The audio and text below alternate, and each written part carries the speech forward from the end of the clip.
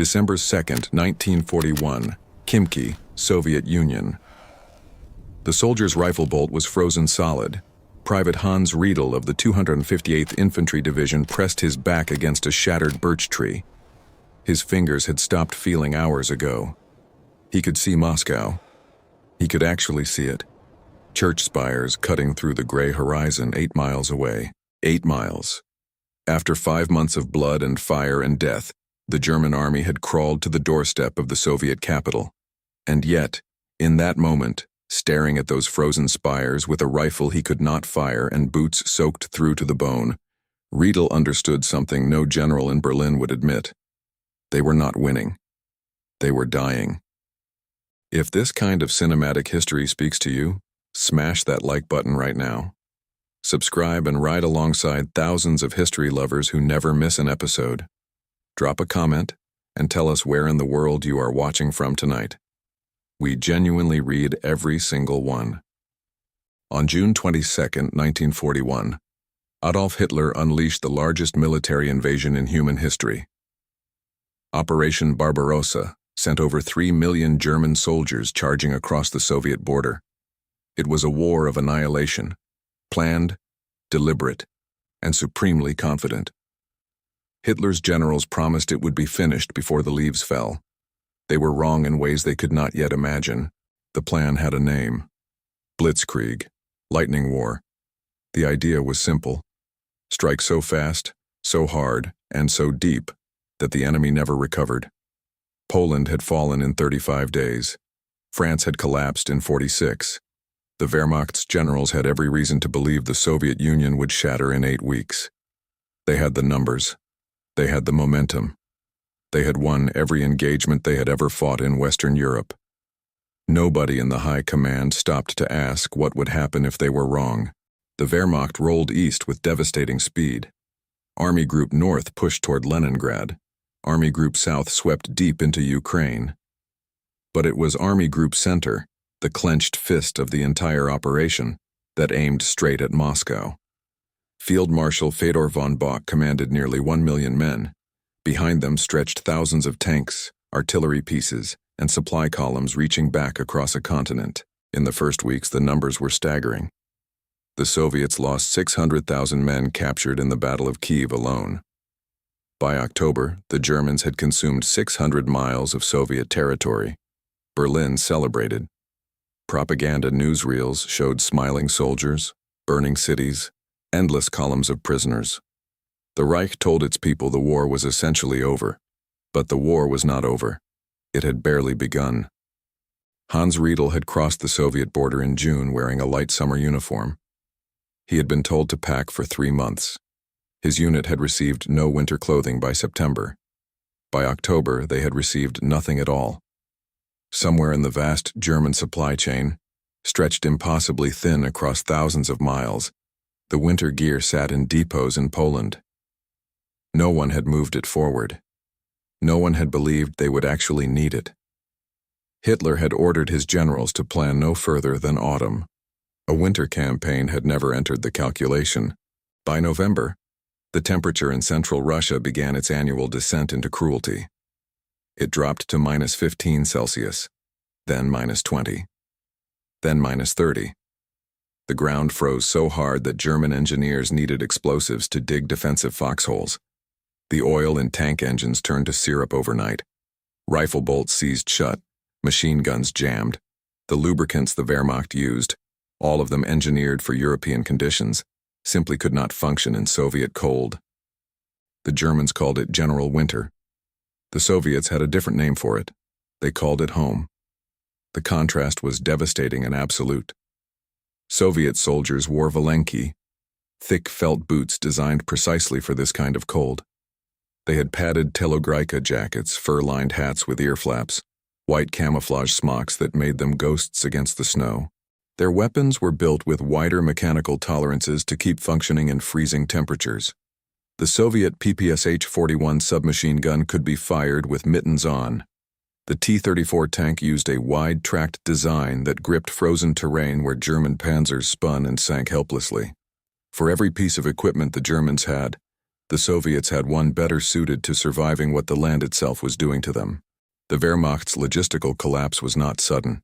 It was grinding and relentless. By late November, frostbite casualties in Army Group Center alone had exceeded 100,000 men. These were soldiers pulled from the line not by enemy bullets, but by cold. In some divisions, a third of the fighting strength had been consumed by the winter. Men died in their sleep when temperatures plunged to -40. They died at their posts. They died waiting for relief that came too slowly or never came at all. Field hospitals overflowed with blackened fingers, blackened toes, faces ravaged beyond recognition. German army reports from this period read less like military documents and more like dispatches from a catastrophe. And still, Hitler ordered the advance to continue. The cold had a weight to it that veterans described as physical. It pressed down on the shoulders. It crept through every seam in a coat, every gap in a boot. At -30, exposed skin froze in under a minute. Metal touched with bare hands would pull flesh away. Men urinated on their rifle bolts to thaw them. German soldiers wrapped their feet in newspaper stripped from propaganda leaflets. They burned furniture, vehicle seats, anything that would produce heat. Units posted sentries in pairs because alone, a man might fall asleep and not wake up. Frozen to death while standing guard, 30 yards from his unit's fire.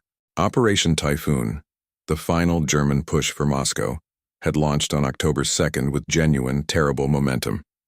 The Wehrmacht tore through Soviet lines. They encircled whole armies. They took prisoners by the hundreds of thousands. For one brief, electric moment, it seemed Hitler's gamble might yet pay off. Soviet government ministries evacuated Moscow. Panic spread through the capital's streets. Even Stalin quietly considered leaving. But Stalin did not leave. He remained in the Kremlin. And that single decision changed everything. On November 7th, with German forces less than 40 miles from the city, Stalin stood on the reviewing stand in Red Square. He watched Soviet troops parade past in full battle gear, and then marched directly to the front.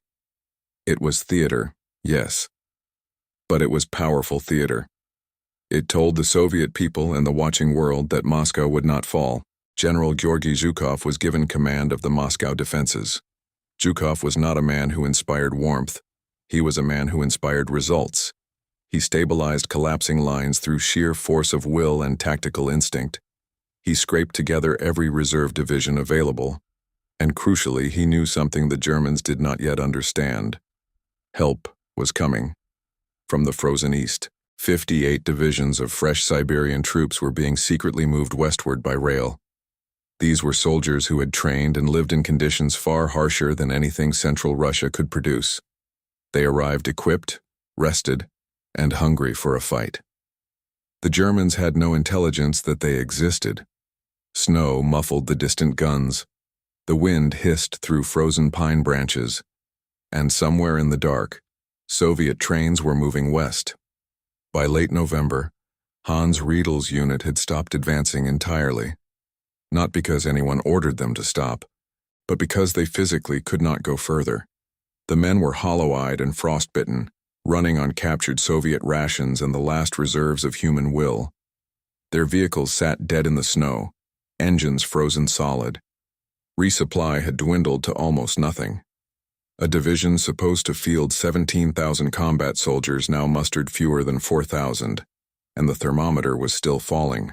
On December the 1st, German forward units of the 258th Infantry reached Khimki, the closest point any German soldier would ever reach toward Moscow. From there, on a clear day, you could see the Kremlin's spires.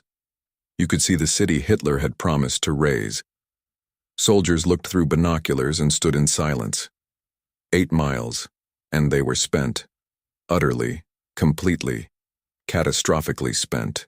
The German army had outrun its own survival. 3 million men had been fed into an operation planned for 3 months. It had now lasted 6. Supply lines stretched 1,500 miles back to Germany. In 1941, Germany produced approximately 3.8 million tons of steel. The Soviet Union, even after losing enormous industrial territory, produced 1.8 million tons and was moving factories east of the Urals, beyond German reach, building production capacity faster than the Germans could destroy it. For every artillery shell the Germans fired, they were running out of the means to replace it. The Soviet Union was building faster than it was bleeding. On December 5, 1941, with the mercury reading -35°C at the front, General Zhukov launched his counteroffensive. What followed stunned the world. Over 1 million Soviet soldiers, backed by fresh Siberian divisions and 774 tanks, smashed into exhausted German lines along a 500-mile front. The assault came before dawn, out of total darkness and killing cold. Soldiers in white camouflage rose from the snow as though the earth itself was rising against the invader. Artillery opened up from positions the Germans had never located. Rocket salvos from the Katyusha launchers tore through the frozen air with a mechanical shriek that veterans would describe years later as the sound of the earth screaming back. The Germans buckled. Units that had advanced for 5 months now found themselves running, not withdrawing in order, running, abandoning artillery pieces, supply depots, wounded men in the snow. Villages that had taken days of brutal fighting to capture were surrendered in hours. German commanders sent desperate signals to headquarters. Some requested permission to fall back to defensible ground.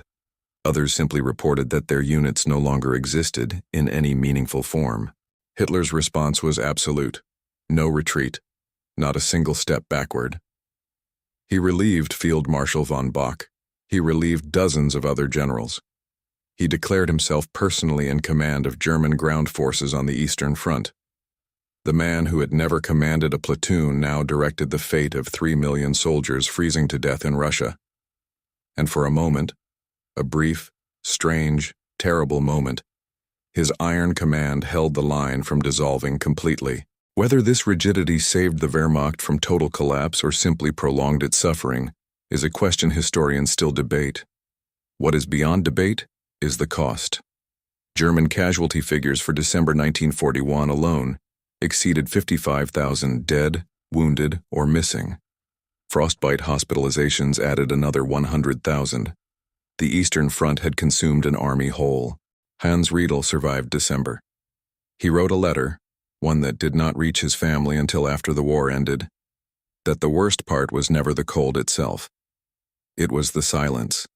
The way Soviet soldiers appeared from nowhere in the white dark. The way the forest itself seemed to rise and attack. He wrote that Germany's most dangerous enemy was not a general, not a nation, not an ideology. It was the land. He was not wrong. The Soviet counteroffensive rolled on through January and deep into February 1942. By the time the lines finally stabilized, the Germans had been pushed back between 100 and 250 miles from Moscow. Every objective of Operation Typhoon had failed. Every assumption Hitler's planners had built their timeline on, Soviet fragility, logistical speed, political collapse, had been broken on the frozen steppe west of the Soviet capital. The myth of German invincibility died in that winter. Both sides understood it. The world understood it. In the villages west of Moscow, the retreating Germans left behind a landscape that looked like the aftermath of some biblical punishment. Abandoned vehicles stretched for miles along roads turned to ice. Artillery pieces stood where they had been left, barrels pointing skyward.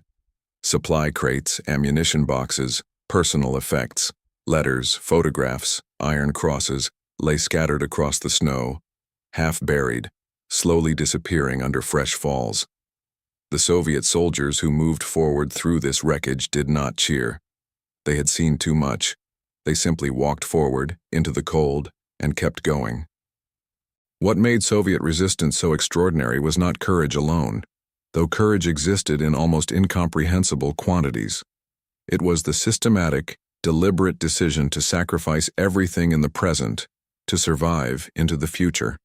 Stalin's government relocated 1,123 industrial enterprises eastward between July and November 1941. Factories were disassembled and loaded onto trains while German shells were landing miles away. Tank production at Ural facilities actually increased during the evacuation. The Soviet Union built 6,000 tanks in 1941.